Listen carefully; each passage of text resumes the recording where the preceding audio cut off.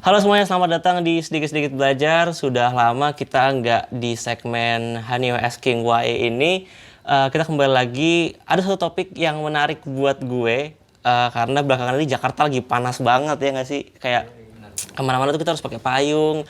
Gue juga sholat Jumat tuh males gitu. Karena jam 12 tuh pasti panasnya nusuk gitu kayak di Surabaya. Nah, kita langsung kenalin aja Kak Dewi. Halo. Di sini kameranya halo, Kakak. Halo, sahabat sedikit-sedikit belajar lama-lama menjadi bukit. Amin, amin.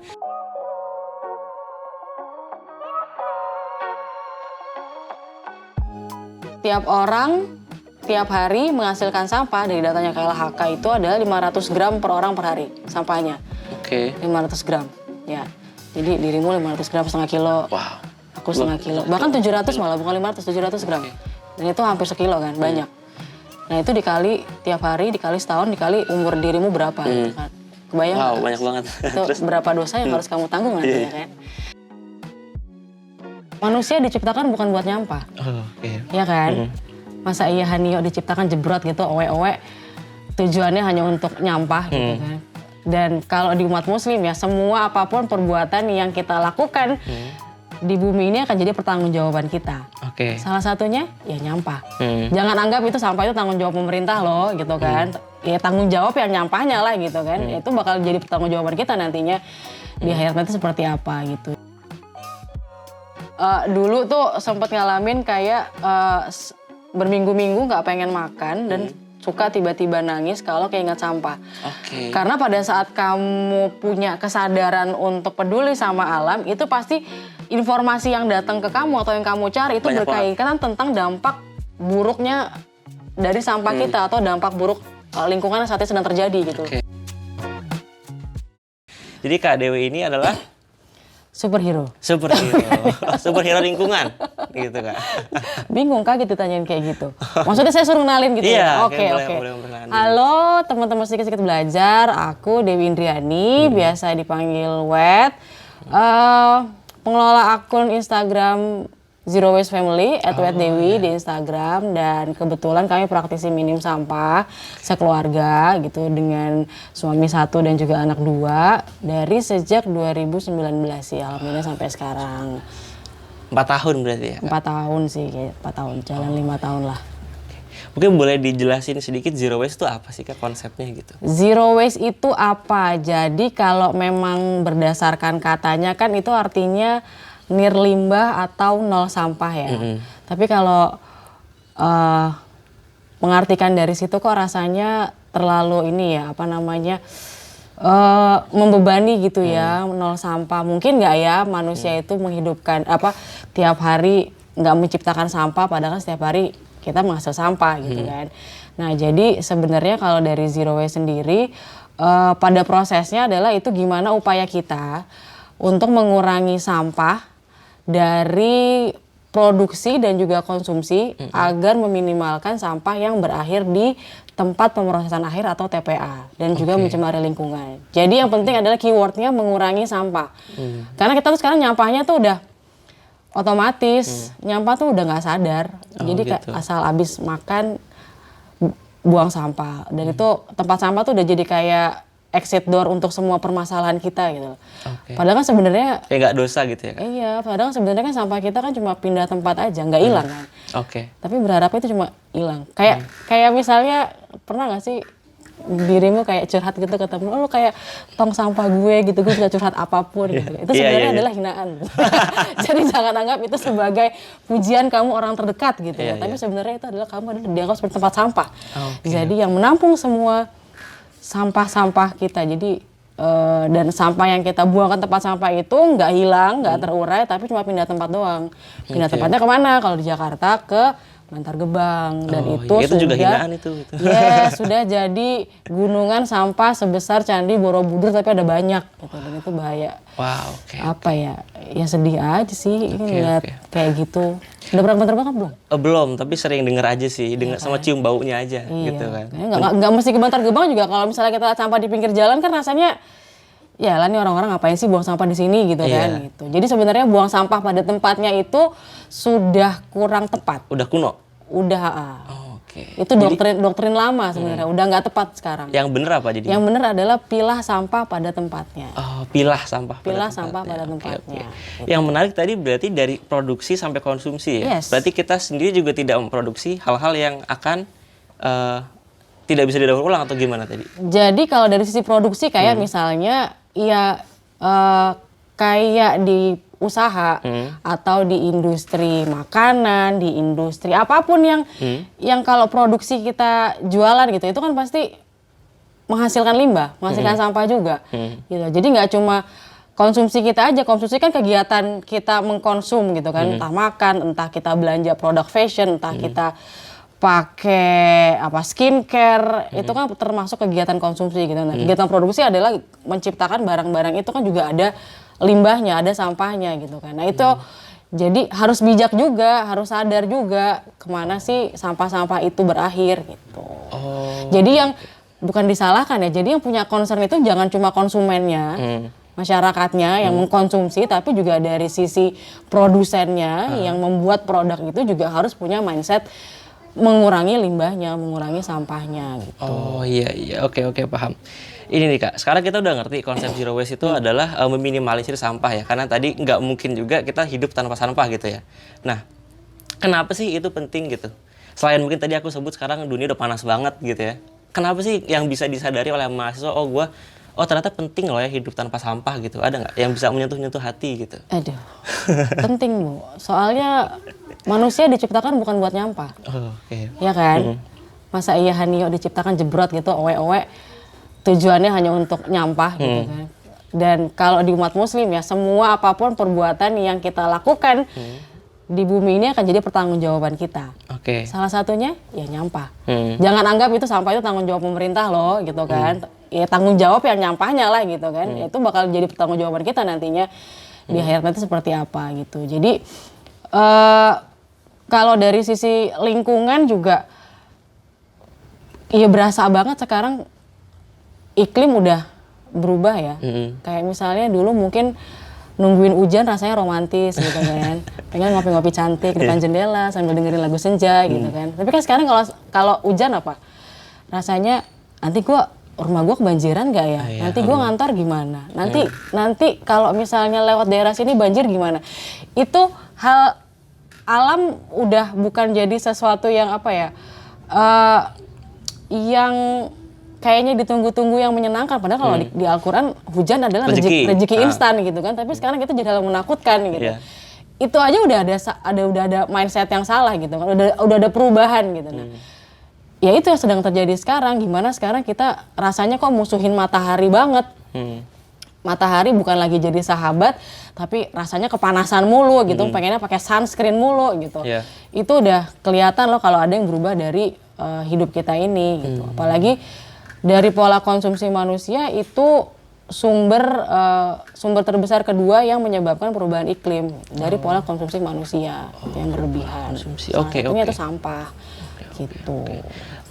Sekarang kan berarti campaign tentang isu lingkungan tuh udah tinggi-tinggi banget ya. Sampai Coldplay aja mau konser di Indonesia, gimmicknya adalah nanti pada pakai sepeda, pada lompat-lompat untuk berkonsepnya eco, green lifestyle gitu lah ya, sustainable. Terus ya kayak pemerintah kasih subsidi mobil listrik, motor listrik dan lain-lain. Terus ada startup juga, Nafas, tahu nggak? Nafas belum. Jadi itu ada aplikasi yang kita bisa ngelihat udara di sekitar kita tuh bagus apa enggak. Kualitas udara. Kualitas udaranya. Itu ada startupnya namanya Nafas.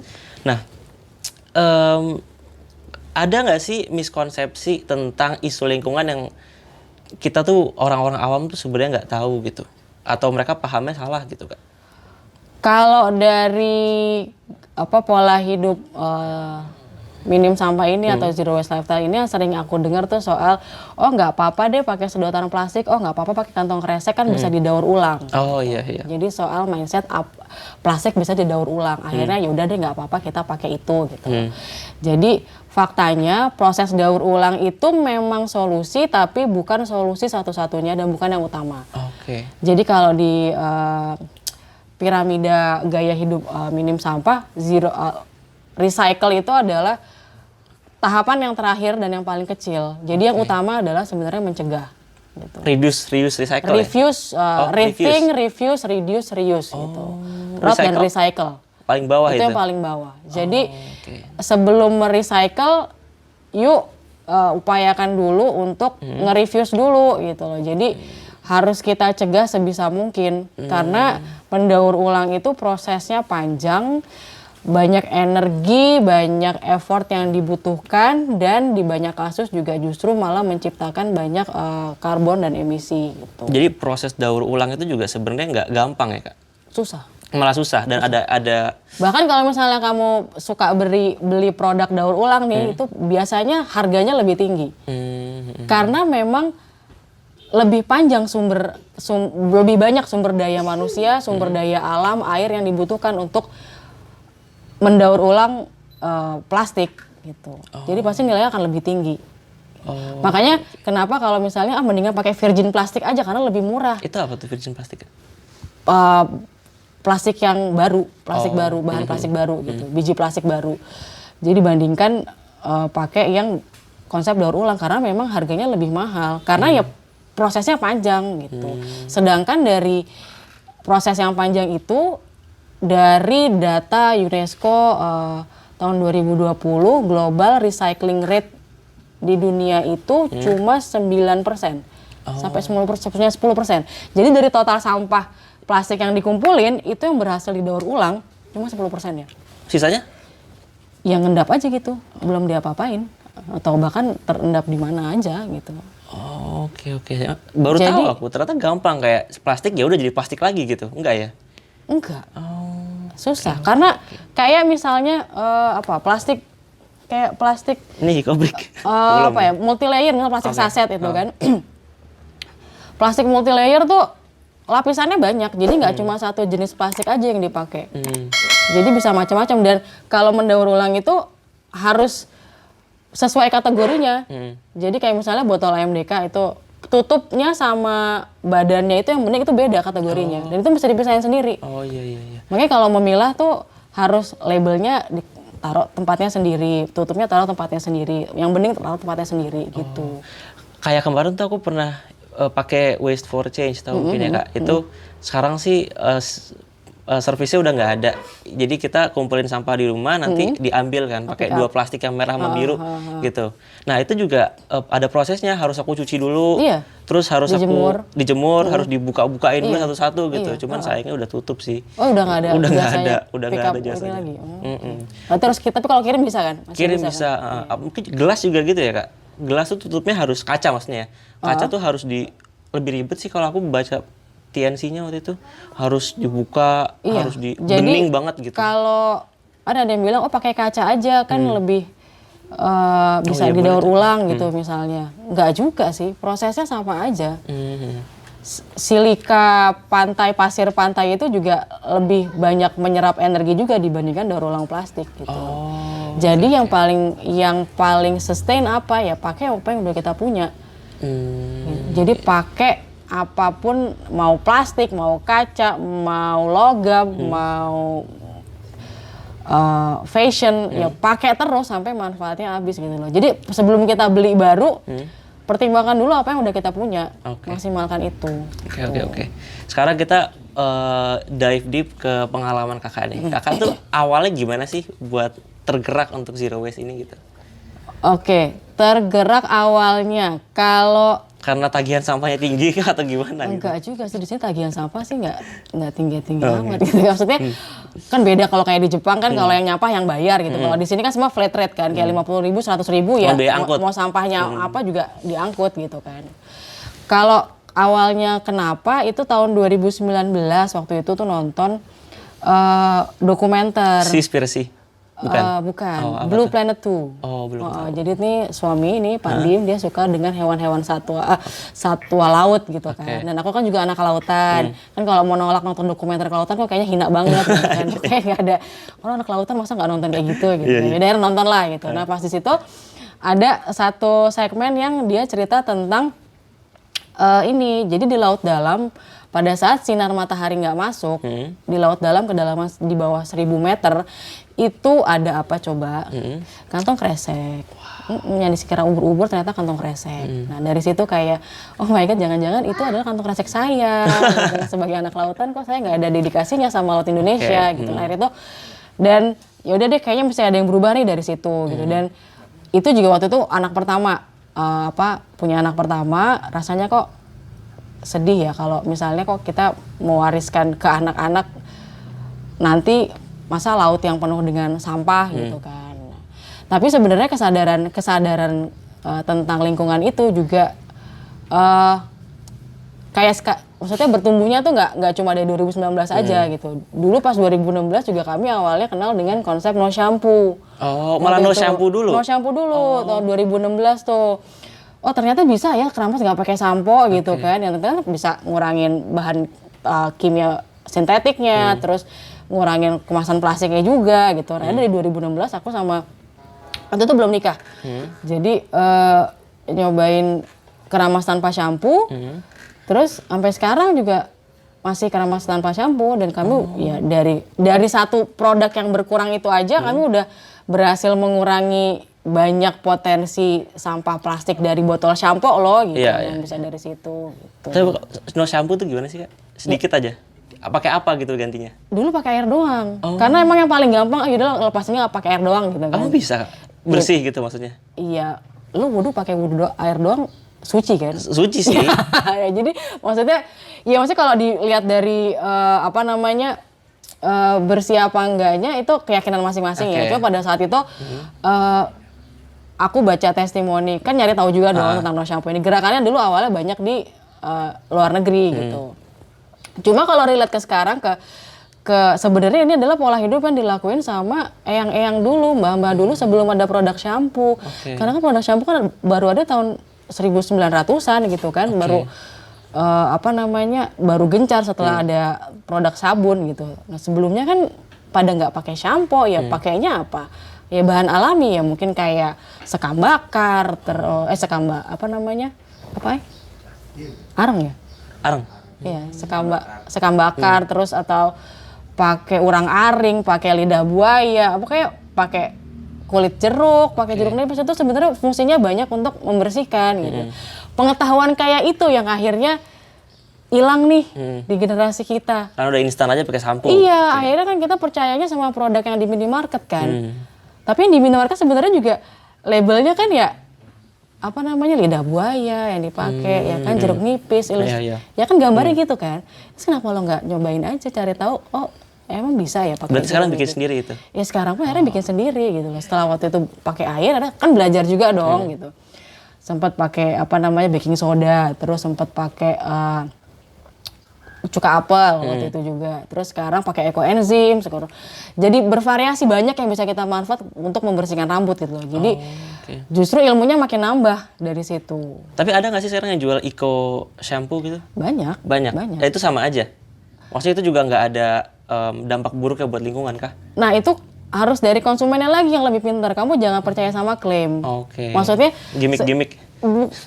Kan orang sekarang percaya kalau iklan tuh bisa melembutkan, mencerahkan. Oh udah kemakan sama iklan gitu kan. Akhirnya percaya kata iklan, tapi akhirnya nggak baca labelnya. Ya kan, labelnya itu yang sebenarnya apaan sih isinya gitu kan. Asalkan kemasannya bagus, tapi dibeli. Iya, klaimnya bagus, tapi nggak dibaca. Ini percaya aja gitu kan. Tapi nanti pas akhirnya kok rambut gue nggak gini, kok kulit gue begini, yang disalahin siapa? Samponya. Samponya apa? Akhirnya malah ganti shampoo lagi. Oh mungkin gue nggak cocok kali pakai ini. Akhirnya ganti lagi yang lain gitu kan. Kenapa nggak memberdayakan diri untuk cari tahu apa sih yang cocok buat dirimu gitu kan. Apa sih yang cocok dengan rambut kita gitu kan. Karena kan kalau misalnya kita pakai sampo produk aja, kan hasilnya nggak bakal sama-sama kayak di iklan. Tergantung sama profil rambut masing-masing dong, ya kan. Nah ya udah pelajari aja kalau gitu. Profil rambut kamu kayak apa sih yang dibutuhkan sama badan kamu gitu. Sama tubuh kamu gitu. Akhirnya jadi lebih dari konsep dari mindset zero waste itu akhirnya kami jadi lebih berdaya, jadi lebih terbuka sama ilmu pengetahuan lain. Iya, gitu. Hal-hal kecil yang udah dilupain sebenarnya karena adanya. Iya, keahlian kecil yang bisa yang udah dilupain gitu. Oke. Ya keahlian kecil itu bermanfaat banget soalnya. Ini mau nanya ini. Tadi kan berarti gini, kita kan proses menuju zero waste kan nggak mungkin langsung brak semua gue nggak pakai sampah gitu kan. Nah, gimana sih tahapannya kakak dulu dari awal mungkin mengurangi apa? No shampoo dulu sampai sekarang tuh sudah kayak gimana sih gitu? Ya, Sudah sejauh mana gitu zero waste-nya? kalau sudah sejauh mana sih kalau yang buat prestasi buat aku ya, buat kami ya. Kalau data pemerintah itu tiap orang tiap hari menghasilkan sampah dari datanya KLHK itu adalah 500 gram per orang per hari sampahnya. Oke. 500 gram. Ya. Jadi dirimu 500 gram setengah kilo. Wow. Aku setengah kilo. Bahkan 700 malah, bukan 500, 700 gram. Dan itu hampir sekilo kan, banyak. Nah itu dikali tiap hari, dikali setahun, dikali umur dirimu berapa gitu kan. Kebayang Wow, nggak? banyak banget. Itu berapa dosa yang harus kamu tanggung nanti ya kan. Nah dari situ akhirnya kami bisa nge-reduce sekarang paling nggak 500 gram bisa sebulan. Oh, oke. Dari pola hidup yang kami jalani ini, karena jadi zero waste itu nggak nol sih gitu, Iya. tapi kan jauh banget loh dari 500 gram per orang per hari sekarang jadi 500 gram per bulan. Itu apa aja? Jadi apa itu bentuknya? Itu ngurangin banget residunya gitu loh. Jadi apa sih yang bisa dikurangin dari situ? Sebenarnya banyak, kayak misalnya kita bisa ngurangin dari sampah kresek. Kamu mau tau nggak sampah yang paling banyak itu sebenarnya bukan plastik loh. Apa tuh? Makanan? Yes. Oh, food waste and loss. Food waste and food loss. Jadi itu yang paling banyak sampai 40% di data terakhir di tahun 2022. Jadi bukan plastik cuma sekitar 20%. Tapi kelihatan banget dampaknya sekarang gitu kan. Nah, jadi Food waste bukannya gampang terurai. terurai. Tapi kalau terurainya nggak dikelola dengan baik, dia jadi gas metan, jadinya kebakar. Oh. Itulah yang bikin kasus dari kasus Louis Gajah tahun 2005, di mana yang waktu itu pencetusan peringatan Hari Sampah Nasional HPSN karena peristiwa Louis Gajah 2005 itu TPA Louis Gajah kebakar, longsor, sampai banyak desa hilang di situ dan banyak orang yang meninggal dari situ. Dan itu dari gas metannya. Oke. Jadi sisa makanan kita yang kita sampahnya kita campur di plastik kresek satu itu kan harusnya terurai. Tapi karena diplastikin jadinya kan Jadinya dia nggak bisa terurai dengan baik, dicampur sama plastik gitu kan. Akhirnya itu jadi tumpukan gas yang jadi bom waktu lama-kelamaan gitu. Iya. Dan Biasanya orang dulu emang gitu ya, apapun plastikin dulu, plastikin biar ngebuangnya tuh rapih gitu. Iya, itu bukan orang dulu, orang modern sih. Orang modern. Kalau orang dulu tuh maksudnya kalau inget mbahku ya, nggak nyampah justru. Oh, malah nggak nyampah. Justru malah kayak kotoran sapi jadi pupuk. Oh, iya. Sisa makanan jadi makanan ayam. Orang dulu malah nggak nyampah. Orang modern yang nyampah. Iya. Oke. Jadi tadi dari mana ya? Prosesnya gimana, Kak? Oh, prosesnya gimana? Tahapannya gitu. Nah, jadi memang yang pertama itu adalah niat, saudara-saudara. Oke. Nawa itunya harus benar. Maksudnya kita harus kuat niatnya, motivasinya harus tahu buat apa sih gue melakukan ini gitu loh. Karena ini bukan tren yang cuma sebulan 2 bulan, tapi pola hidup yang akan kamu jalani seterusnya gitu. Karena kalau misalnya cuma sesaat doang ya akhirnya cuma ikutan beli sedotan stainless aja atau beli itu juga sebenarnya malah miskonsepsi ya? Iya nggak sih? Iya juga Iya gitu kan? loh. Karena kalau bisa ngokop langsung ya kenapa harus pakai sedotan gitu. Iya, kan. itu Oji tuh Yes. yang ngomong tuh dulu tuh. Terus. Benar Ji. Terus jadi niatnya harus benar, alasannya harus tahu mesti kenapa. Karena kalau niatnya kuat, aku bisa bilang sih 90% itu yang bakal bikin kita konsisten. Itu yang pertama. Niatnya kuat. Lalu kalau udah niatnya kuat, apalagi nih yang mesti dilakukan, itu adalah mulai dengan yang sederhana aksinya. Dengan 3A, cegah, pilah, olah. Oke. Lakukan dari yang kamu bisa dulu, dari yang mana. Sebenarnya yang paling gampang adalah mencegah sih. Cegah dari misalnya ya bawa tote bag sendiri, kalau belanja nggak usah pakai plastik, kita bawa plastik kresek aja di rumah sendiri gitu. Terus bawa tumbler diisi. Kalaupun susah mau nge-refill tumbler, aku buat tumbler tapi bingung mau refillnya di mana gitu. Coba aja ke warteg, bayar buat beli airnya doang. Biasanya dikasih gitu. Jadi mulai dari mencegah. Jadi lakukan dengan hal yang sederhana. Bahkan kalau misalnya paling sederhana adalah hal yang paling sederhana adalah untuk nge-follow akun-akun yang punya kesadaran itu, ya udah lakukan gitu loh. Pelajari apa yang mereka lakukan, apa yang bisa jadi cari komunitasnya, cari inner circle-nya yang bisa mensupport gitu. Jadi dari situ baru deh nanti pelan-pelan 1% bertumbuh tiap hari itu pasti akan ngebawa perubahan yang sangat luar biasa sih gitu. Berarti kakak, saya pengen nanya ini sih, ada nggak sih hal-hal konkret yang sekarang tuh udah nggak dilakuin gitu, biar teman-teman tuh kebayang gitu, kayak mungkin udah nggak pernah drive thru gitu, atau kalau beli bubur pagi-pagi bawa tempat sendiri, kayak gitu-gitu, ada nggak? Iya, jadi ini bapak itu suamiku udah terkenal dengan rantangnya kemana-mana gitu. Jadi kalau belanja bubur atau beli makanan di luar pasti harus kami bawa tempat makan sendiri, bawa rantang ataupun bawa tempat lain. Tumbler juga harus selalu dibawa tiap pergi, terus bawa lap kain, jadi menggantikan tisu. Oh iya. Itu gampang sebenarnya, kamu bawa lap aja. Dulu kan orang pakai sapu tangan ya. Iya. Ya iya itu pakai sapu tangan sekarang. Maksudnya biasakan lagi Jadi dulu. kebiasaan-kebiasaan yang kebiasaan dulu tapi dengan rasa kekinian gitu. Iya. Iya kan? Jadi nggak mesti kayak kesannya orang kuno banget lah, enggak lah gitu kan. Terus kalau perempuan ganti pembalut sekali pakainya dengan pembalut kain itu juga sangat mengurangi banget. Yang cowok-cowok pakai ganti tisunya dengan bawa lap sendiri, bawa botol MDK-nya, nggak ngerokok, ataupun kalau ngerokok juga bijak dengan puntung rokoknya gitu. Udah asapnya kemana-mana, bawa yang puntungnya dibawa dulu gitu, jangan dilempar seenaknya gitu kan. Bahkan sekarang puntung rokok itu ada dilakukan di Parompong atau di mana ya, pokoknya ada yang melakukan penelitian di Bandung. Dia puntung rokok dijadikan bahan bakar. Jadi, bisa gitu? Bisa. Mereka sedang melakukan riset itu dan lagi ngumpulin juga, tapi nggak tahu deh udah selesai apa belum gitu.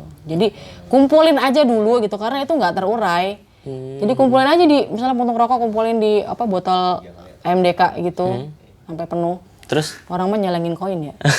Nyelengin puntung rokok gitu kan. Biar tahu dia tuh puntung rokok udah bisa berapa duit gitu kan. Iyalah, saya buat bahan refleksi gitu kan. Ini bisa berapa duit nih gua ngerokok kalau jadiin duit gitu kan. Iya. Nah dikumpulnya paling kan nanti pasti somehow nanti akan ada yang bisa mengelola itu gitu.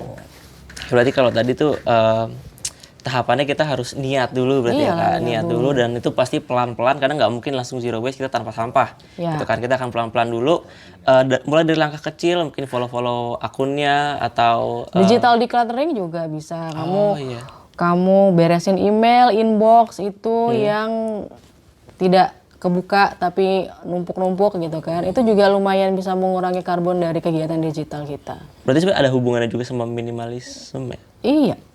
Jadi sebenarnya kalau minimalism itu konsepnya dengan lebih kepemilikan, tapi fokusnya ke sana. Tapi kalau fokus di zero waste adalah tentang menghasilkan sampahnya.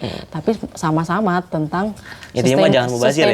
sustainability, keberlanjutan.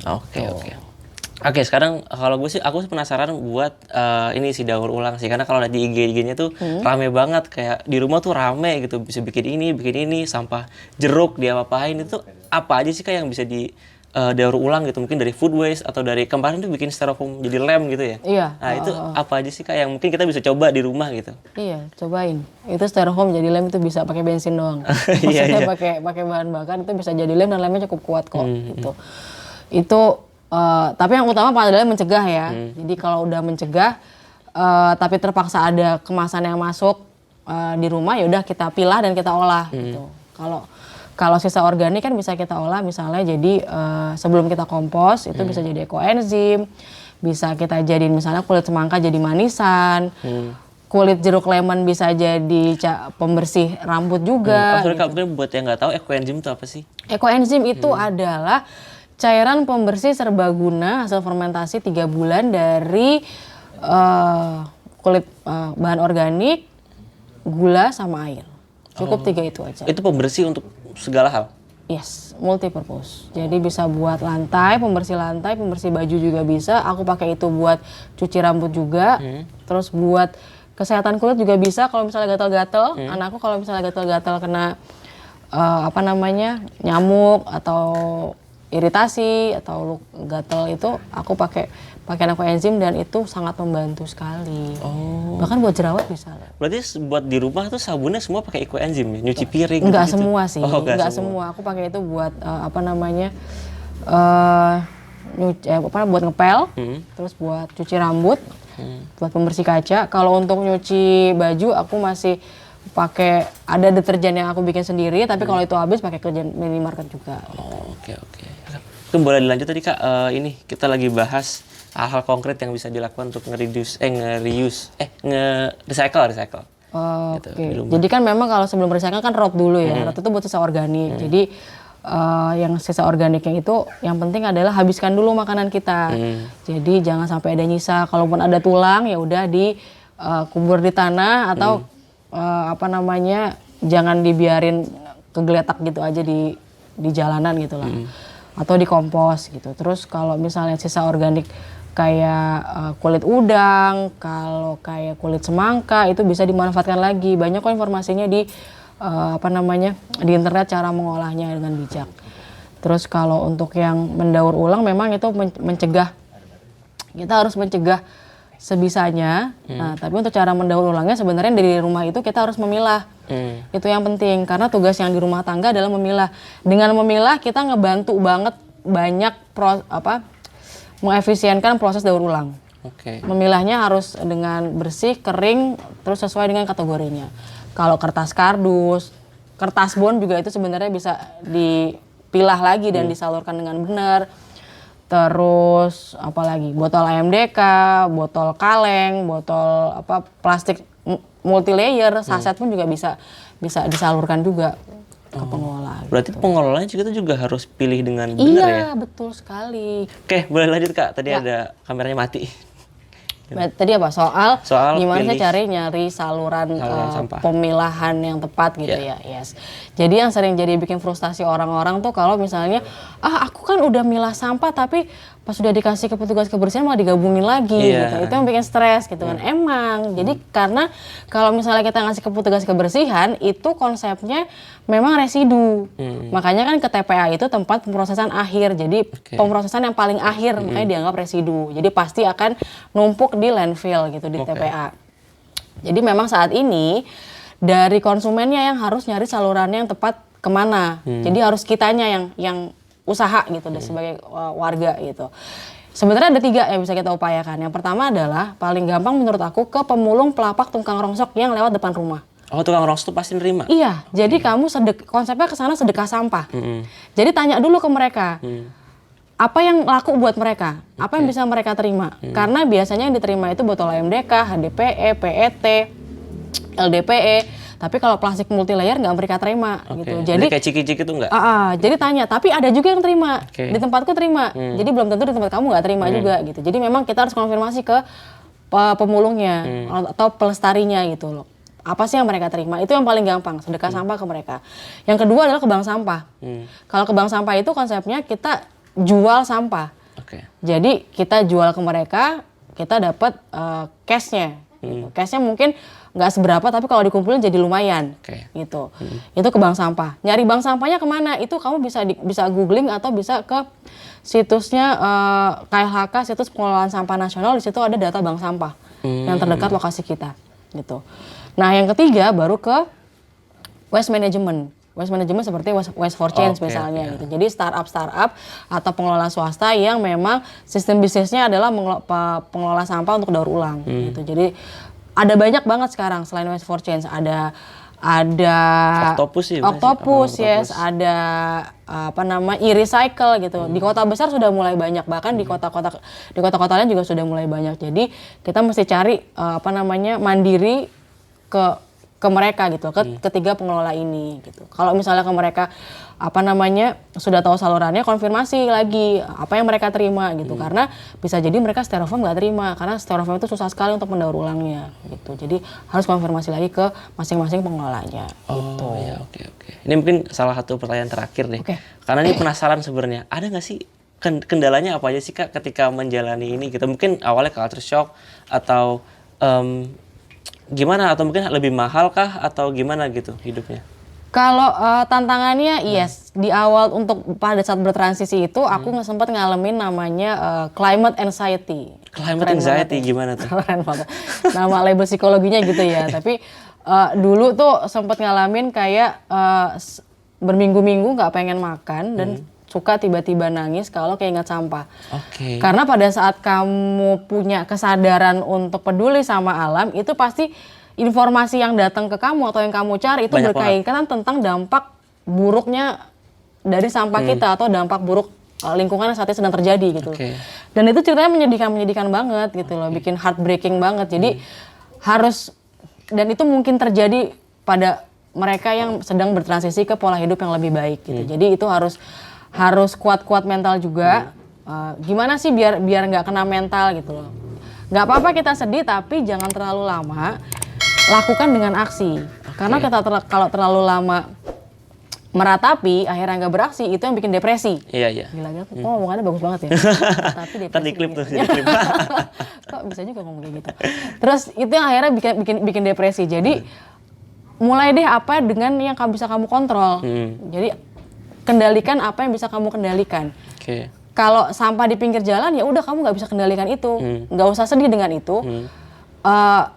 Prihatin iya, tapi jangan sampai itu kebawa gitu kan. Tapi ya udah, apa yang bisa gue kerjain? Ya udah, kendalikan sampah kamu, kendalikan sampah kita seperti apa. Tiap hari kita konsumsinya gimana, apa yang bisa kita kurangi itu kan bisa kita kontrol kan, gitu.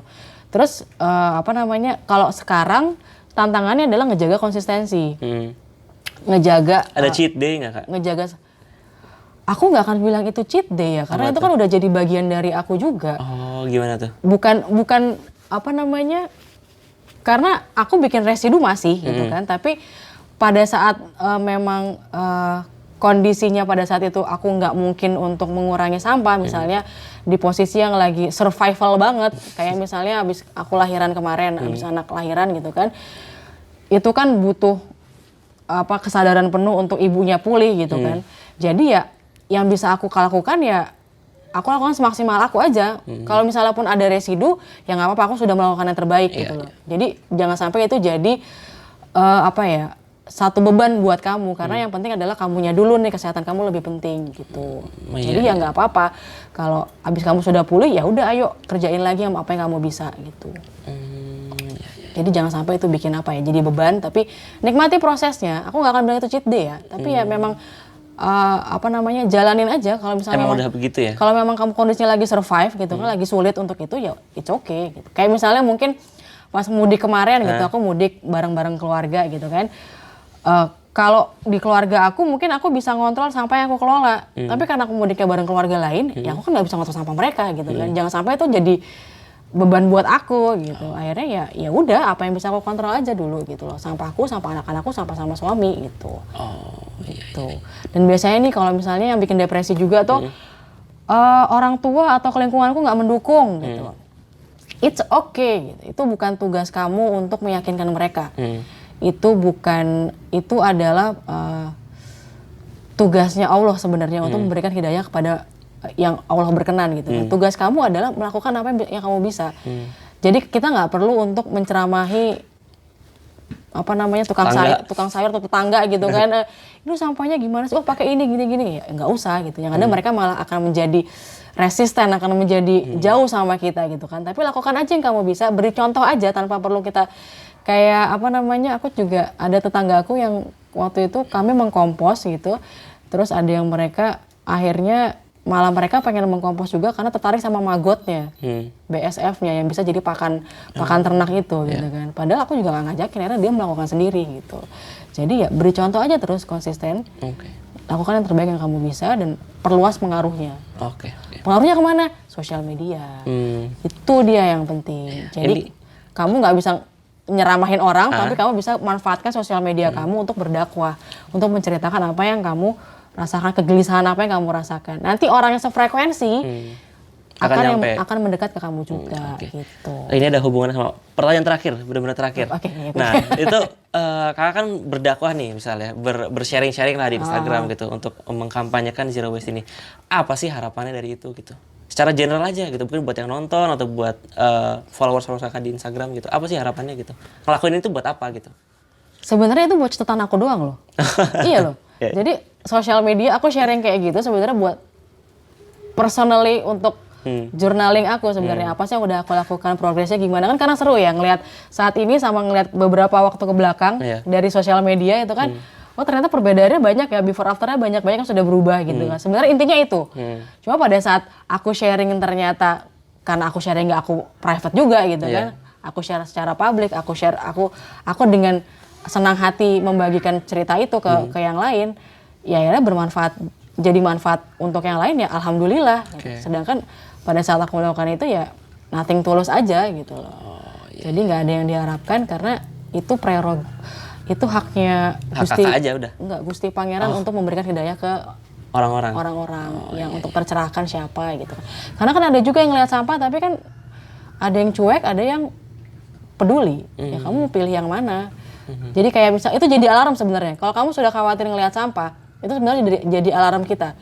Tinggal kamu mau manfaatin alarm itu buat apa? Mau dicuekin aja atau mau beraksi melakukan sesuatu dari itu. Itu udah jadi alarm dari Allah sebenarnya.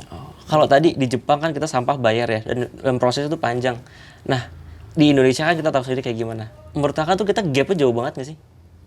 Sebenarnya kalau dibandingin sama negara-negara lain gitu ya, gini, pengelolaan sampah mereka mungkin terlihat baik, tapi faktanya mereka itu ngirim sampah ekspor ke sini. Mereka malah ngirim ekspor ngirim sampah plastik itu keluar karena mereka nggak bisa ngelola di dalam. Dan Jerman, Jepang itu ada datanya, mereka salah satu importer terbesar untuk sampah plastik ke negara-negara Asia. Ke Indonesia juga? Iya, salah satunya iya.